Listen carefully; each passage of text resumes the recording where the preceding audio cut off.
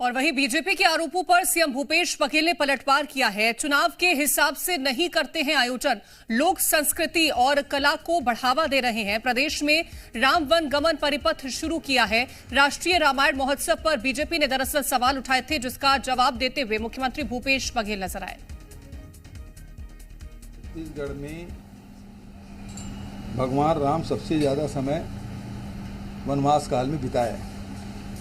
ये उनका ननिहाल भी है। राम वनगमन पर्यटन परिपथ भी बना रहे हैं। रामायण प्रतियोगिता भी हम लोगों ने कराए और ये रामायण महोत्सव हम लोग करा रहे हैं, जिसमें देश के विभिन्न राज्य के कलाकार आएंगे, उसमें प्रस्तुतियाँ देंगे। विदेशी कलाकार भी आएंगे, क्योंकि रामायण का प्रभाव, राम का प्रभाव केवल हिंदुस्तान में नहीं है, बल्कि इसके बाहर भी अन्य देशों में। तो उन देशों के कलाकार भी यहाँ आएंगे। अभी आपने देखा होगा कि राजीव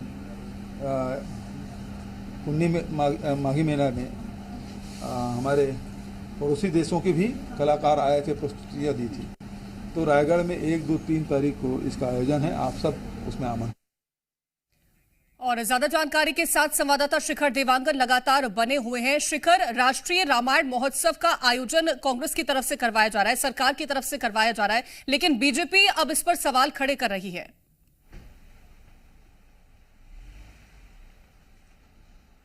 बिल्कुल, 1 से 3 जून तक छत्तीसगढ़ के रायगढ़ में राष्ट्रीय रामायण महोत्सव का आयोजन किया जाना है और इसे ही लेकर बीजेपी सवाल खड़े कर रही है। बीजेपी साफ तौर पे कह रही है कि आने वाले समय में चुनाव है, चुनाव को देखते हुए कार्यक्रम का आयोजन किया जा रहा है, लाभ लेने की कोशिश जो है वो की जा रही है।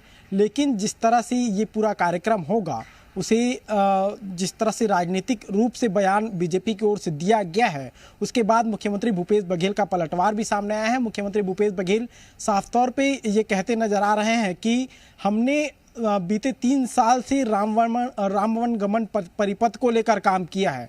चुनाव को देखते हुए इस तरह से काम नहीं होता है। हम लगातार लोक संस्कृति को बढ़ावा देने का काम कर रहे हैं। छत्तीसगढ़ में अनेक तरह की जो योजनाएं हैं, जिस पे लोक संस्कृति को लेकर छत्तीसगढ़ सरकार लगातार काम कर रही है, उस बात का मुख्यमंत्री भूपेश बघेल जिक्र करते नजर आ रहे हैं। हालांकि पूर्व नेता प्रतिपक्ष धर्मलाल कौशिक इस बात का भी जिक्र कर रहे हैं कि जो दिखावा है वो सरकार कर रही है, क्योंकि आने वाले समय में चुनाव है और चुनाव का फायदा लेने की कोशिश जो है इस तरह के कार्यक्रम करने की बात बीजेपी की ओर से किया जा रहा है। लेकिन इसका पलटवार जिस तरह से सामने आया है, ये साफ तौर पे कहा जा सकता है कि लोक संस्कृति को बचाने के लिए लगातार छत्तीसगढ़ सरकार काम कर रही है। चाहे अलग अलग क्षेत्रों की बात की जाए, चाहे हम लोक संस्कृति को बचाने के लिए जो है छत्तीसगढ़िया खेल महोत्सव की बात की जाए, या तमाम तरह की जो काम है वो छत्तीसगढ़ सरकार लगातार कर रही है।